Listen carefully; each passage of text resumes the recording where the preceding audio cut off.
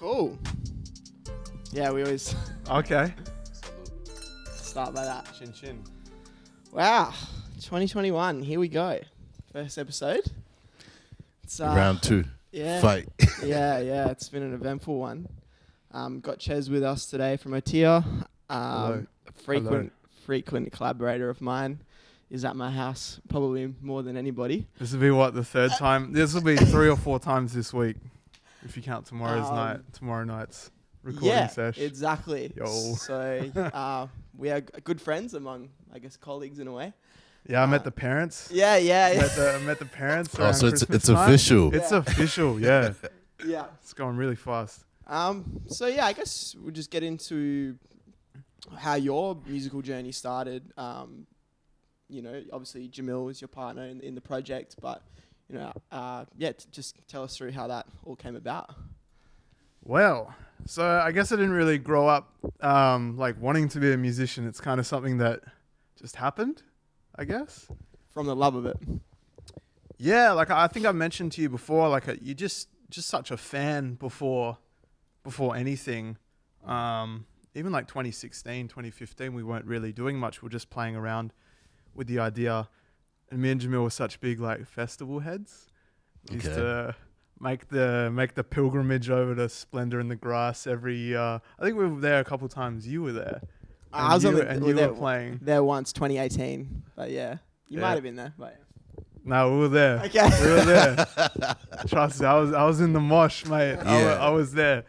Getting amongst it. Yeah. We told ourselves we can go one more time as patrons, and then that's not going back till we perform. But I like that. That's dope. who knows if that's even like running though? Like that might be a couple years. I don't know. Oh, well, it's a good goal to have. Just so we're just amongst it so much, and it just Jamil's been rapping on and off since he was like 14. Whatnot, playing around with it. And then, I don't know, one day in the backyard, I decided, like, maybe I could do this shit. I don't know. See how we go. How long ago was this? That was maybe 2015, end of 2015, I wrote my first bars. Do you remember your first bars? Oh, I do. It was some... BTS. it was some, like, poetry to an ex-girlfriend of mine at the time. That's how it starts, man. Is it? I don't know. That sounds poetic. Yeah, no, they were terrible, but you know, here we are. And when did you decide that you sort of wanted to take it? Like you thought, like actually, I could sort of make this a career for myself. But because something I always talk to other musicians about you is how quickly I think you guys have like taken it from this is sort of like a hobby to actually making all the right moves and making all the right steps to actually push it into something that's, you know, going to be sustainable. Do you know whenabouts like that sort of flip, or you just sort of... No, it's never flipped, hey. It's always been just a mindset. It's like this baseless mindset that we've always had that, yeah, we can do some shit. Like, we got the vibes. But I think it's when that mindset of, you know, we can do it, and then actually learning the skills and learning the right moves and the right people to surround yourself with. That's just kind of met the mindset. So there's never been a point where it's like, oh, this could be a career. Yeah. Hard to explain. Have you guys always been Otiuh, or did you guys go through different names and changes? Called Otiuh, and then we put an H on the end. Well, what are we going to call ourselves? We're going to call ourselves the Bandit and the Meditator to start off with. But yeah, it's pretty much always been Otiuh since we started. And what does releasing. that actually mean? It's taken from the Latin word for leisure time. Ooh, like, yo, that hits, your music now hits different. Like men of leisure, you know, like that's, yeah, at the time it felt like, I don't know, all the cool English names were taken. So we started looking at Latin. Then we just added an H to the end, and, you know, here we are. Gave it the sauce. I don't know. It's all just kind of happened. Like some guy my friend's Tinder date in 2017 or 2016 in the courtyard of the Bird, like convinced me on the spot to just enroll in SAE. I never even heard of SAE. I don't know. Things just started happening. It's hard to explain. Yeah. Things just happen. Cosmic forces were at play. You know, I would have called it the universe back then when I was a bit more of a hippie. Sure. But now I think the thing is like, and I think that's why you and me get along so well. It's this stuff is kind of like it's like a lifestyle for us. We've touched on before, even with you in events and stuff. It's always everything's all like encompassing. So I think the thing that's been so cool about you guys is you've started treating it as if it's a full-time job before it's even been one. And once you start having that sort of mentality and things like that, sort of, the universe, what do you think, things sort of start coming into place. And, we've had an interesting ride. You brought me interest-free, and I was like, this is very, coming from doing Tommy and stuff, I was like, cash machine. This is really different. And at first, honestly, I was like, oh, okay, I don't know, like, I don't know if these guys are going to stick around, but the thing 12 mixed revisions later. Yeah, 12, yeah. The V12 on the first mix you gave me, that was a bit interesting. But the thing that was really cool was when you came back, you brought me something better. And then from then on, better and better and better. And it was just like, for me, I just thought, oh, that's really amazing. These guys are really in it.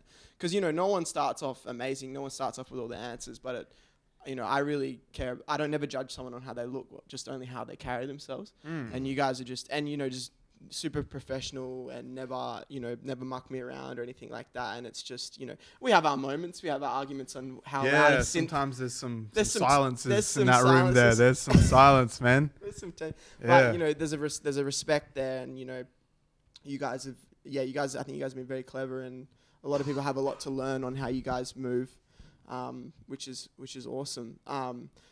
Do you sort of have any?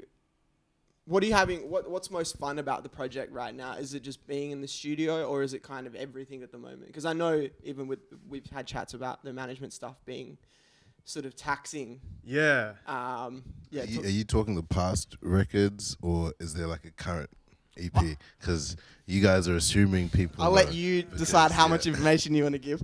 So we are working on something.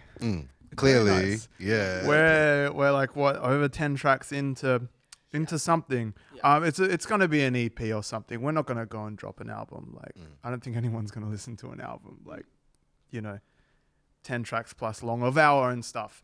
So it's looking like multiple singles then running into an EP.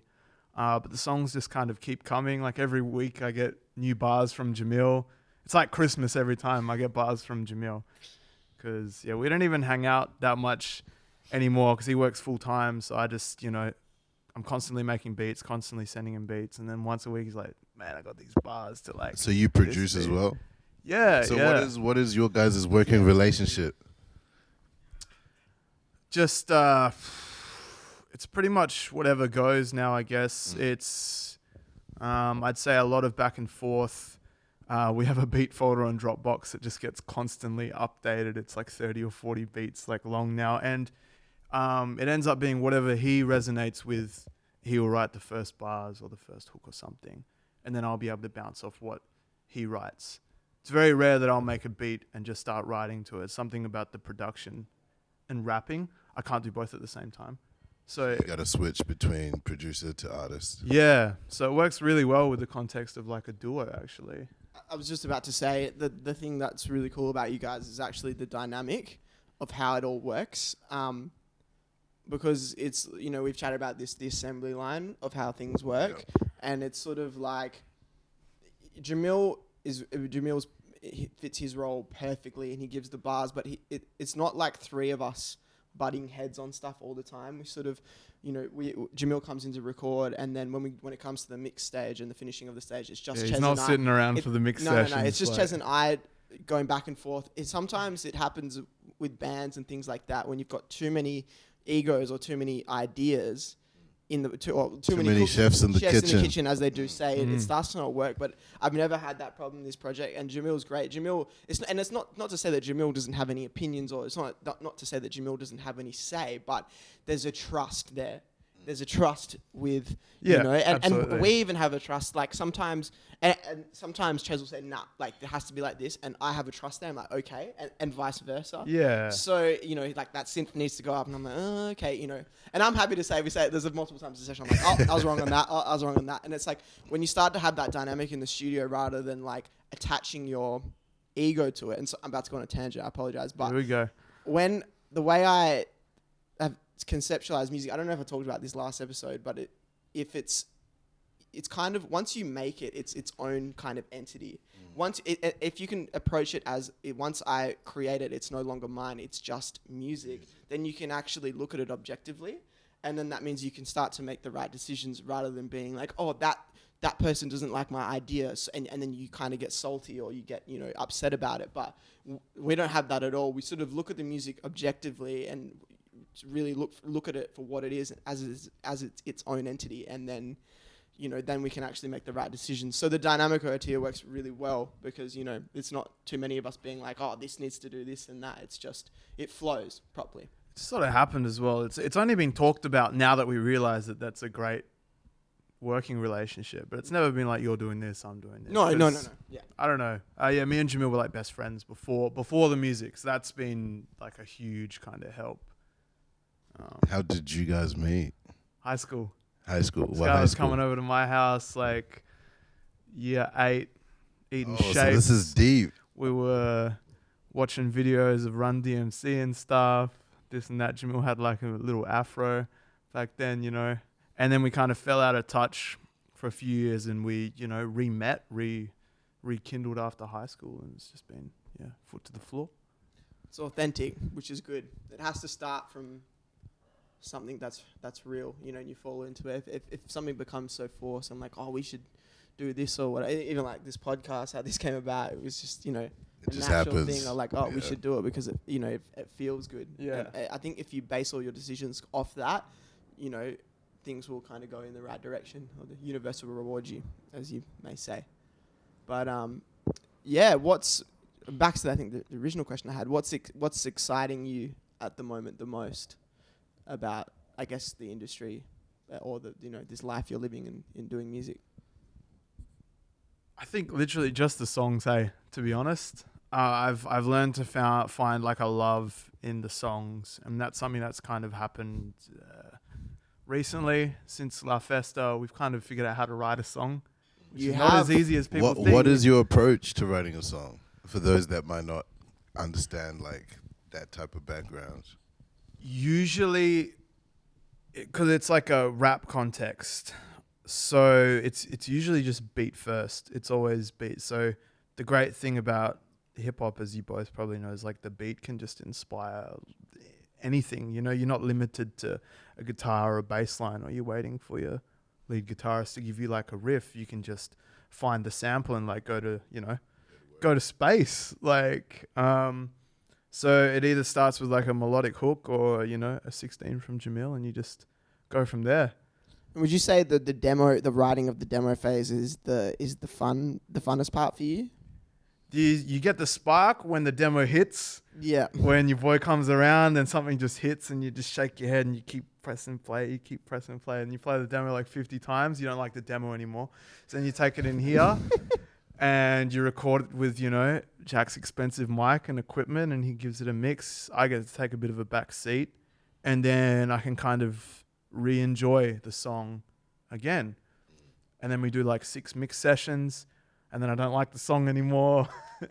And then I get the final mix back and we send it to mastering. I'm like, oh my God, look what we just made. This is, and then I like the song again. It is, yeah. It's a bit of a emotional roller coaster. We have a lot of phone calls of having the feelings are spilled quite often. But I mean, that's kind of the part of being, in the music industry and doing these things. I just got the master back from Mali, and it's been a whirlwind of like getting the mix right, and I've got the first master back, and it's great, but there's like one little vocal click in it. Did Matt do it again? Yeah, Matt did it again. He brought the sauce? Brought the sauce, but like I've heard a vocal click, and I'm like, oh no, I have to go back in and sum it again and bounce it. And what do you mean a click? Like a...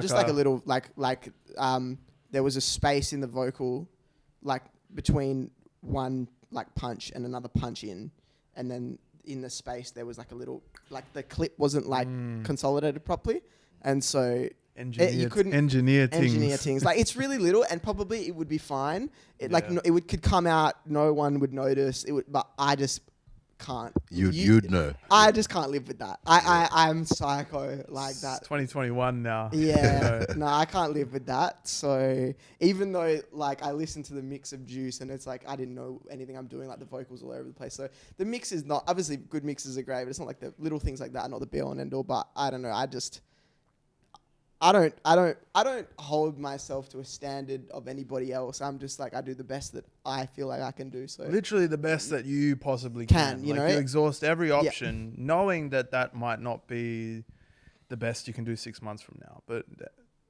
you can't hold yourself account to your future self. You No, can exactly. While we're on this topic, with the records you guys are creating now, what if like they don't come out till later and you no longer, like you said, 6 months later you might not like it?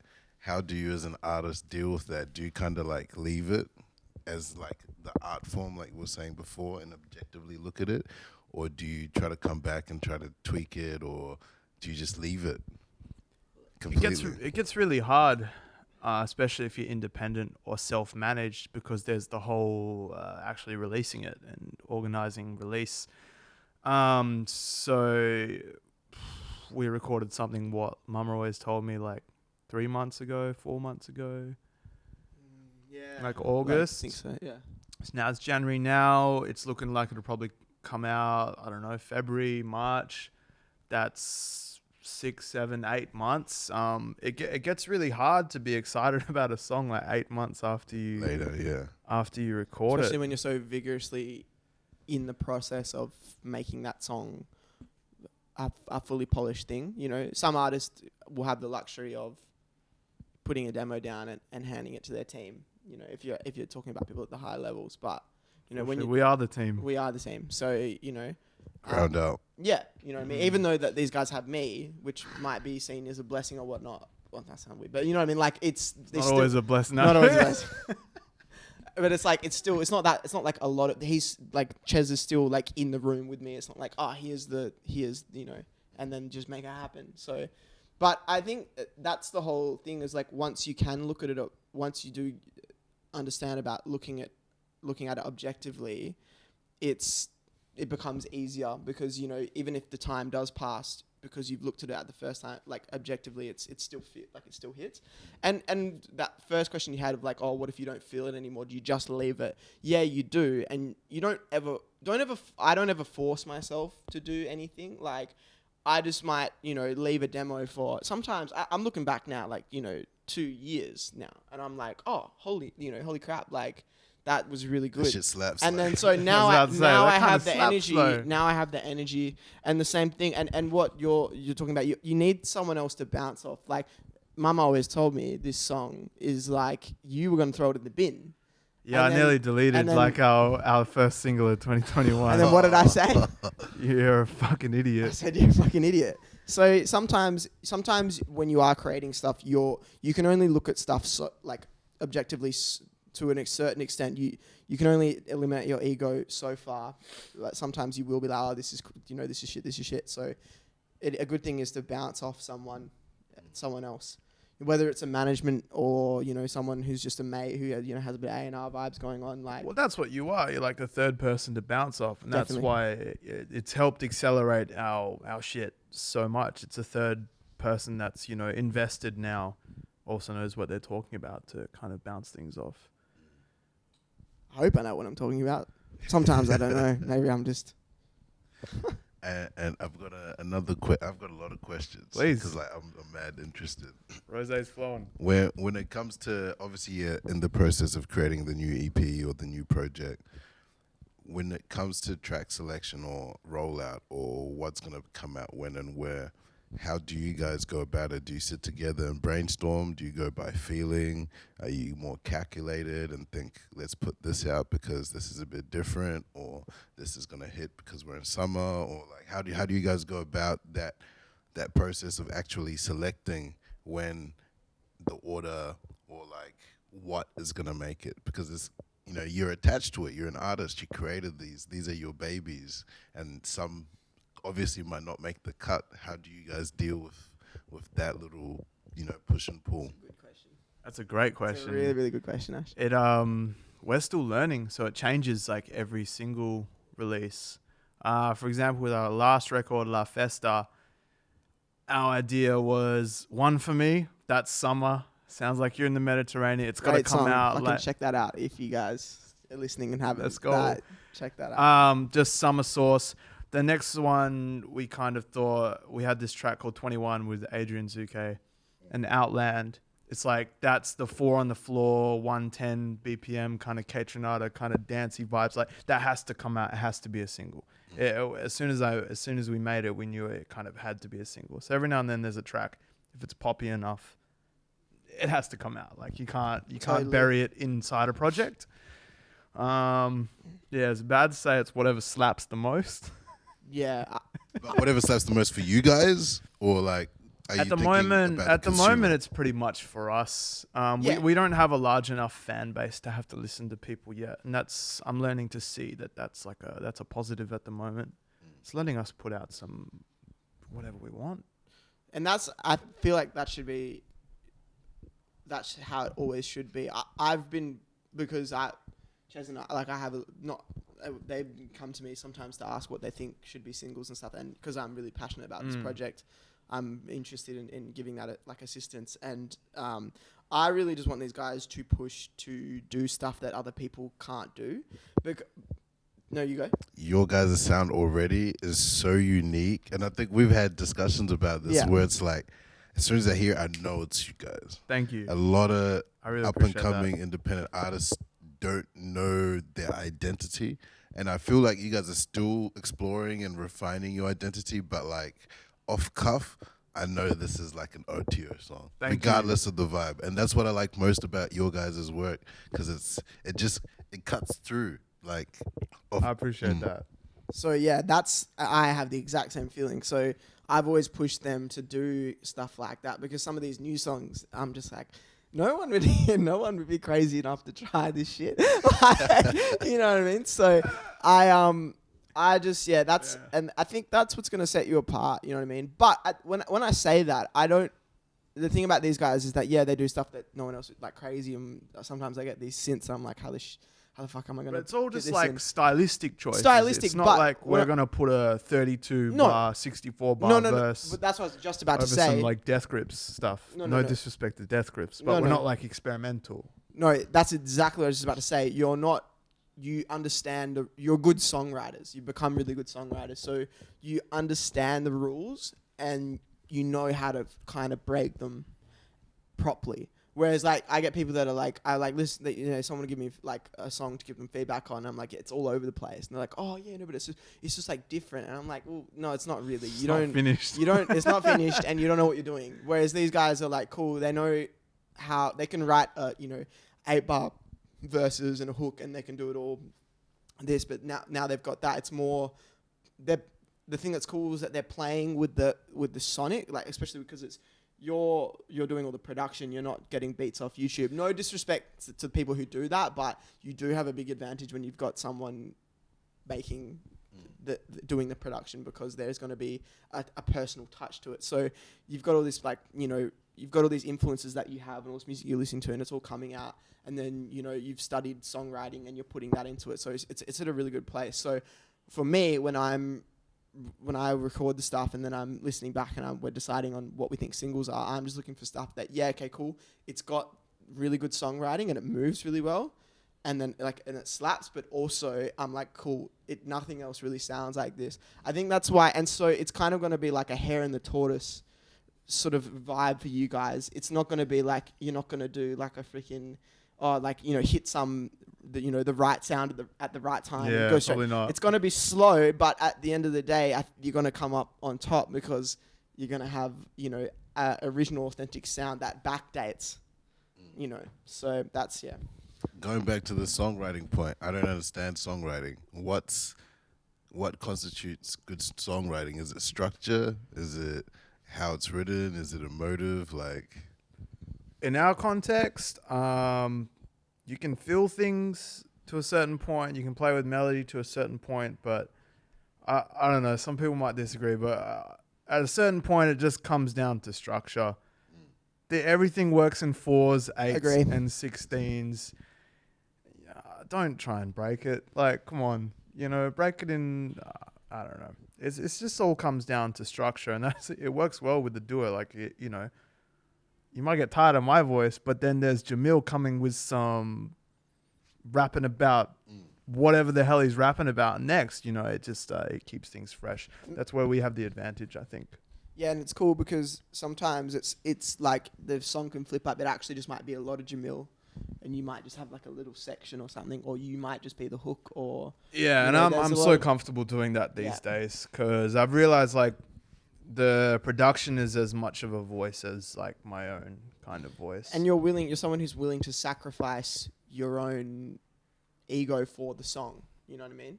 That's the main thing. You're not worried about like, oh, I need to have this amount of bars on this, or I need to use. It's like, no, we just make the decisions that are best for the music. It's just best for the song, eh? Best for the Do song. what's best for the song. Yeah. Mostly structure. Well, I haven't learnt everything yet. I'm sure Jack hasn't even learnt everything yet. So much. So much to learn. But with in the context of hip hop, like sometimes you can just afford to literally cut and paste things so they work in the order that they should be in. With a lot of melodic songwriting, sometimes you can't do that. What do you mean by that? So with beats and bars, everything's made in loops. I guess other pop songs are as well, but hip hop is just so choppable. Like hip hop's born from chopping up samples. So you can sometimes just start chopping up your own raps. Like that's how I arrange Jamil's stuff sometimes. Like he might bring me 20 bars one day. I'm like, this isn't going to work anywhere. But sometimes I'll hear something and it's like the most catchy rhymes in those 20 bars. I'm like, that's your hook. He's like, what do you mean? And I just cut it up in Ableton hook, and I'm like, now do a double underneath, and it's like that's your hook. You can just find the hook. Yeah, that's because you're an actual producer. I'm an actual producer, bro. Nah, but like, thank you. Talk your shit, bro. Thank you so Talk much. your shit. But that's where what we do in the realm of hip hop is just so cool and kind of a bit more limitless in some ways. I think you do that in the realm of a lot of songwriting. It is. I get what you're saying. It is easier in hip hop. Yeah. But even just when someone's just playing start playing a riff or something, or starting off a song, no matter what genre, they might have a billion ideas, and that's why I'm saying that's because you're a real producer, because you're able to objectively look at the parts and identify what makes you like what's good and what makes you feel something and what's gonna work. Yeah. That's what it is. Yeah, that's what makes you a producer. Like I'm not like, because we talked about this before about the producer thing, and I have it's not like I'm jaded about it or anything. Like kids who are making loops, that's fucking like, it's awesome. Like, but you know, that's like beat making. But if you're able to hit record on something, whether it's a vocal or a guitar or a bass or whatever the hell it is, and then identify the parts that are going to work in the context of a song, that is what makes you a producer. On top of that, right? Define arrangements. 'Cause I understand what it means now, but I know a lot of my friends that do watch this don't understand some of these terms. So when you say you arrange a song, can you give us a bit of a breakdown as to what that means from your perspective? Yeah, it's just intro, verse, pre-chorus, chorus. It's just arranging the different parts of the song. Yeah, they're like loose guidelines. So when you say like, yeah, they're like loose 20 guidelines, bars, right? Mm-hmm.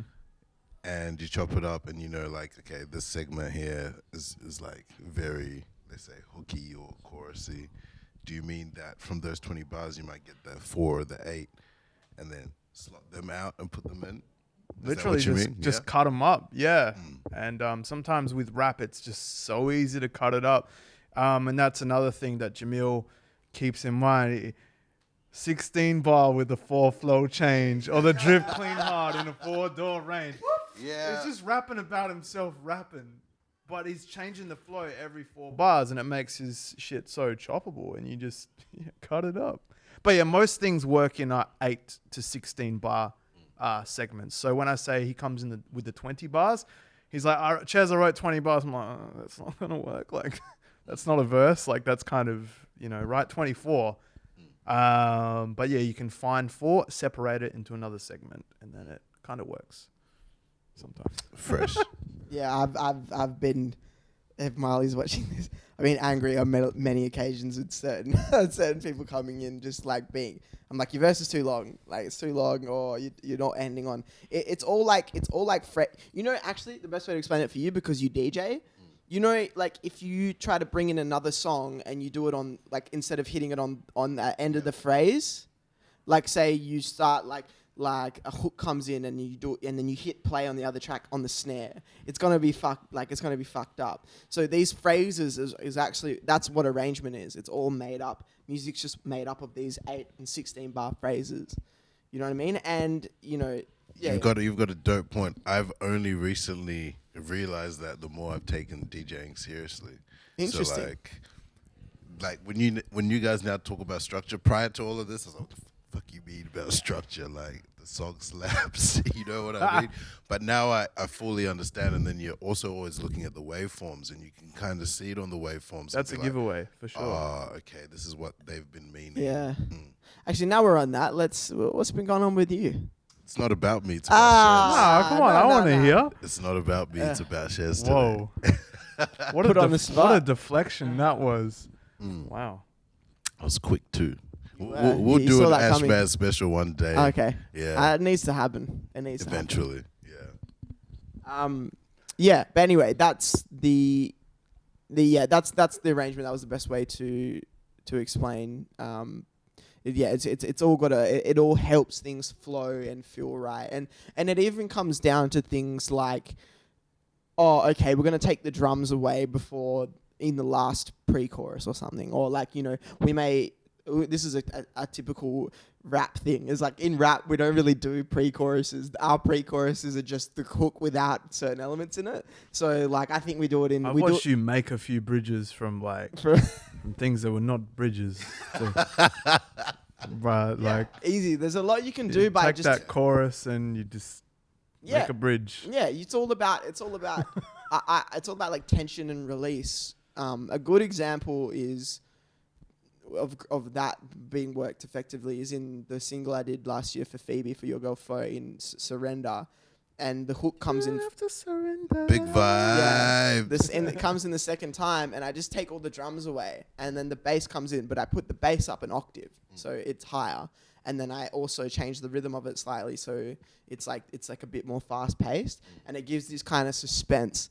And then it just drops back down, and everything goes back down the octave, and then you just get it's all just about just like doing this, because loops are cool, but they got to go somewhere. You know what I mean? That's why again, to go back to the producer thing of like being able to do all these things is it's integral to actually making a good song. You know, you can have the most fire beat that's like an 8-bar thing, but like if it doesn't go anywhere, it's not going to make people really. It might make people feel something for 10 seconds. But then you got to move it somewhere. So, not always. I was talking to Dylan today, and he was talking about the track Mass Appeal, Gangstar, Mass Appeal. Yeah, Mass I'm aware Appeal, of it, right? yeah. It's the same loop for the whole. Do they drop the drums anywhere? The drums just change constantly. Okay, well I guess you drop like the sample, melodic sample. So yeah, you can get away with some things, but even then you have to drop some. Sorry, I'm not trying to argue with you. No. Wait, we argue all the time. Obviously, in music, there's guidelines, but there's still no rules. Definitely. And I feel like when you're at gangsters correct. level and you've got that type of like influence, you can do whatever the fuck you want. No, people are we're gonna eat not it. trying to say that at all. Of course, there's absolutely no rules. It's just like you got to kind of you got to study and understand like these things. You got to like sort of understand. They're not. I don't like the word rules. What would you say? They're like Guidelines. Guidelines or like something. Just stuff that you. Yeah, it's also not the 90s anymore. You Yeah. get away with a lot back then, but now with technology and TikTok. and the thing that the children are watching, the TikToks, everything's changed. Anyway, but yeah, dude. I mean, yeah, that's just like we're music lovers. First. They're conventions. That's they're the like word conventions I was looking for. because they're guidelines, but they change within each genre that they work in. So it's more they're conventions. There you go. So, have you thought of any big or small ambitions or goals for this year, even for yourself as a producer and artist, and for the project? And is there anything that's kind of struck you? Because I've had some thoughts and stuff. I'm just wondering if. Yeah, I think this year kind of flex my own production a little bit outside of Otiuh. Getting good. I'm getting scared. Yeah, I'm coming for you. Please do. Yeah, and I think just try to showcase it in like a creative way instead of like hitting people up for collabs. As much as I love working with people, it can be like a bit of an exhausting process. Especially if it's not authentic. Like if it's not natural, organic. That's the word I was looking for. Yeah. Yeah, and sometimes, you hit someone up and, maybe you make a juice. I don't know. Like, that can happen. But it's really exhausting when it doesn't, eh? So finding a way to kind of flex this production in, like, a creative way, maybe make some beat tapes, some visualizations. I just bought Dylan's camera, his old camera. Screw. Yeah, so, I don't know. Flex things in, like, a creative way, but somehow probably still link it to Otiuh and kind of... So outside of producing and writing, are you trying to say you're going to get into more visual? Is that what you just kind of dropped there? That is actually, yeah. Yeah. Because I don't know, like I've kind of helped direct like most of our music videos and I've got, it's just an interest I want to explore. Maybe And take some I of feel like Dylan's it's pivotal. clientele. No, I'm just joking. Just kidding. And as an artist also, like having that control, like getting a bit of the director, muscle flexing, it helps for you guys to put out your visual vision to go with the sonics. You know what I mean? Absolutely. Do you feel that? And at this stage, unfortunately, we are the team. Like we can't afford teams. We're not a label. We're not signed to a label even. We're just us. So this That's can the do best nothing. part, man. Because when you do get to that point, if you guys want to go that route, you know exactly what you want. The director or whoever's shooting it can't really just knock you to the side and say you don't know what you're doing because you've had those reps. You know the conversations, you know the terms, you know what you want. So that respect and that leverage kind of grows being able to do it ground level. That's what I feel. When I'm in a good mood, that's what I feel. When I'm in a bad mood, I'm like, what the hell am I doing? I'm doing all these. I have to make the beats. I have to record them at home. I have to get the music videos. Actually, I'd love to quickly touch on that. On your kind of mental health with doing all the things that you're doing, and maybe just talk a little bit about your experience, some of the things that we've chatted, as much as you're comfortable with, obviously, but some of the, kind of fluctuating feelings you have towards, doing this kind of career. Because it's hard. Because it's very feeling based and it's very up and down. Yeah. I guess music in general has kind of coincided with like a mental health journey and whatnot. Mental health has improved the more I've done music on the whole. But there's this whole other world of managing and interacting with creatives and bookers and people at bars and people you're supporting. That's just a whole other world of like shit, to be honest. It's like any one little thing can like trigger not a mental health episode, but like a reaction that turns your mental health like, I don't know, a little poorer. You get anxious.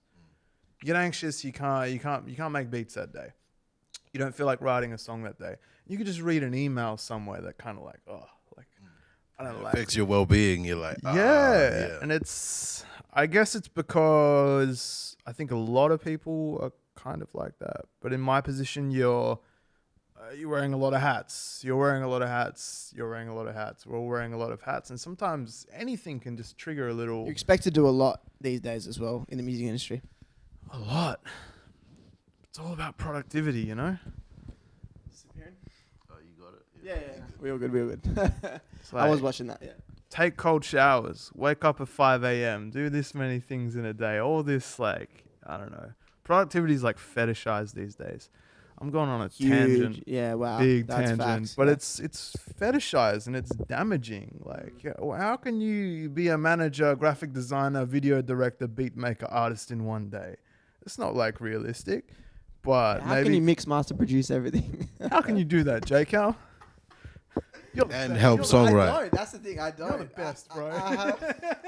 I don't. I have teams. It's all about having a team of people and flowing off. It's not that fetishizing you're talking about having to do it all yourself. It's really stupid, and So you need people in your life to. At the end of the day, it's just a bit of a struggle. Like it's nothing more complicated than that. Yeah. You just have to learn what your triggers are and, you know, do things, organize your team around you and structure your life. So those little interruptions, those little like moments that don't make you feel so good, they don't happen as much. It's essentially just that. Self-awareness. Self-awareness. Huge. Yeah. And you sort of let yourself. And it's simple now when we're talking about it. But when you edit. but everything's done. I might not be doing music tomorrow, you know? I might be done. I feel you. I had a lot of the same issues, especially around like, you know, the time of like with Cesare and Ziggy and stuff like that. And It sounds like a pretty wild time. it is. It's a lot of these From what ups I and heard. downs, and you know, we got added to rotation and now we haven't. But the older I get, the more I learn to appreciate. It gets easier because you learn to appreciate smaller things, and you sort of learn to understand the mindset of, you know, like it's just a blessing to be able to do it and to create it, you know, and you become less focused on the accolades and the wins, you know, the tunnel vision. But it is really hard once, you know, you do get a bit of success or you are starting to do things at a legit level, and then something goes your way and then something doesn't. But I don't know. That's the only thing I can say to anyone else that's feeling what you're feeling and what I felt before. I feel like it does get easier, but you know, once you become conscious of it as well, it does become easier. Yeah. But yeah, I mean, yeah, just to I guess to wrap things up, like you guys. I have some more questions. Oh, sorry. you have more questions? Okay. I have heaps of questions. Grill me. Yeah. Grill him. I'm just gonna cut it. Sorry, bro. No, please do. Please do. Because I have a lot of my friends watch this and listen to this, and are unaware that this scene exists. So some of the questions I do ask might seem very simplistic. No, not at all. But I'm doing it for those people. So like, just to give you some context. So for people that haven't, you know, this is their first introduction of you, how would you describe your guys' sound? Like how this Or like shirt like how this shirt looks. Probably. That I don't really have. You'd call it alternative hip hop. You'd call it that. You'd call it a bit more on the sunnier side of things. Very Perth influenced. I feel like when I listen to your guys' music, I get a taste of Perth. Oh, like Perth. Like, yeah, like I feel like, because like me having traveled around and lived a lot of places, like when I do listen to your guys, I feel like I'm in Frio, or I feel like I'm at Coogee, and I'm like bouncing the drop top, the windows out. It's summertime. That's how I feel when I listen to you. I'm very like. It's two kids who grew up on like Run DMC, A Tribe Called Quest, and Outkast, and they just started making music here. Would you say those guys are your influences as well? That was my next question. Yeah, absolutely. Like, yeah. We ended up meeting 3 Stacks like a few years ago. What? That kind of like, that was like before. The hip hop fan in me just came out. Yeah. I'm loving this, honestly. Yeah, he's a real person, man. He's a real person. Tell us about that. How did you meet Andre? So Splendor, 2014 was the first time Outkast came to Australia, and we met him in Byron Bay at like 4 a.m. Yeah. We got off the bus because we couldn't afford to. We got the train and the bus from Sydney to Byron, and we couldn't afford the flights. And we got off at 4 a.m. and ran into him he was eating a pie. Oh shit! Yeah. And you were just from the like, bakery. "What's up?" Yeah, pretty much. No, we didn't recognize him. We just saw this like this guy with this really nice trimmed facial hair. That's what I remember. And then we kept walking, and we just hear like these squeals in the back, and we're like, "Wait, hold on, no, I know." And yeah, it was old. It was 3 Stacks. In terms of like your influences as well, I know you mentioned some. Do you have any key, like, oh snap, I really love what these guys do, or they've been a big, influence, for lack of a better term, on how you guys the more recent ones, watching like Childish Gambino's kind of progression, and this is before Atlanta or Me and Your Mama, everything up to because the internet that was because the internet was just that's a classic, so slept on in my opinion. Yeah, that was like psychedelic pop rap.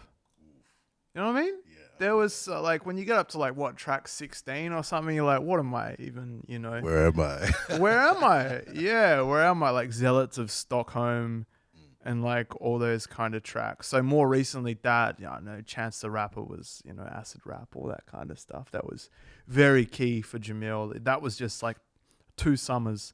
Acid rap was 2 summers. It was 2 years on rotation. We had that. And then because of the internet, dudes like Anderson .Paak, Run the Jewels and stuff. Run the Jewels, huge. I saw them at Southbound, 2015, I like to say. Yeah, changed my perspective on hip hop. So yeah, a bunch. Local dudes, Koi Child, Cruz Patterson. Yeah. 72 hours. Shout out. Which is like dope because we've ended up just meeting and like making some, making music with Cruz Patterson, which is sick. A bunch, I guess. Yeah. Have you had any of those like oh shit moments where you're like, shit, if I didn't choose to go down this way, I might have never met this person or this opportunity? Or, yeah, I mean, we already mentioned like 3 Stacks, and I guess most of the oh shit moments, it all goes back to the songs.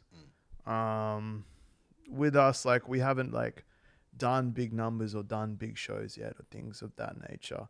It's all just being, I don't know, about the art. I don't want to sound like... No, you don't. You don't sound like anything. What can people expect from your show next week? Shameless plugging you right now, yeah? Yeah, let's go. We're going to do Smoke Break live with Marley for like the 2nd time ever. There's been a couple times where you guys have said you were coming and you didn't. It's probably my fault. Yeah, sorry. I'll take a hand for that. Shots fired. Unreleased. We got like an unreleased 2 or 3 unreleased joints. Rami might be hopping up on stage with us. Yeah, a little party. Like we're super excited. Super excited. Full band. Hottest 100 day. Yeah, it's nice. It's gonna be nice to have play a show 2 artists that I'm really heavily involved with. And it's gonna be these guys are really, really good live. I was really impressed. Then I saw you because I saw you early days live, and I was like, oh yeah, like, and then I saw you like when things just opened up in July last year when you played the first time we played La Festa. Yeah, La Festa at Sewing Room, and yeah, you guys, yeah. Things definitely changed with that set though, because it was like whole new set list. But exactly, 6, 7, 8 new songs. Yeah, anyone that's watching this now, I'm assuming this will probably come out Monday, and the show's on Saturday. Come through. Honestly, it's like if you're watching this and you're about the scene and stuff, like come and support, and it's good. We're not just saying that to do it. Like it's good quality shit. It will be super fun. And to wrap it up, do you have any like words, tips to give out to up and coming independent artists that are going through it right now or contemplating on taking that leap? And or words that you wish someone would have told you before you got into it? I don't think I would have listened if anyone told me anything when I first wanted to do things. I think see things through. Sometimes if you write a 16 and you leave it at a 16, like you might not progress. So you have to make the bad songs. You might not know they're bad at the time, or you might have a suspicion they're bad at the time. You see things through. Make the music videos. Just do it. Eventually, they're gonna get a lot better. We've unlisted a few music videos. All right, some pretty nasty looking stuff. You got to make it. It's all part of the process. I love that we trust the process. Trust the process, and I love we always seem to have like a theme at the end of these episodes: see things through. See it through. Sometimes it takes years. We're not even there yet. Now our songs are, listenable, and we work from here. That's it. See things through. Love that. That's it. I like that. I think that's a wrap, yo. Thank you so much. Appreciate you. This has been very easy. I appreciate you, Ash. You want to plug your socials? Nah, you know the deal. Come on. Let's I'm gonna plug these Let's guys. go. Honestly, I don't know. I'm a bit mean. I don't prop up shit, but these guys honestly doing some serious shit, taking it very seriously, doing something different. Genuine people. If you honestly, Ches is a really nice guy as well. I'm sure if you reach out to him about stuff, he will talk to you. Always down to chat. He really knows what the fuck's going on. And I'm as well as working on it, I'm a big fan. So thank you so much for coming on this today. It's been really good. And My pleasure. And again, as usual, interact with us. Let us know things will be up on Spotify and stuff. That's been the main one. That's coming through That's coming soon. We're gonna be Yeah. on the DSPs. Yeah, we're gonna Yeah. do this. Damn, bro. Yeah, so random streams up, yeah. Them up, bro. So yeah. And on that note, this is the inner workings. Peace.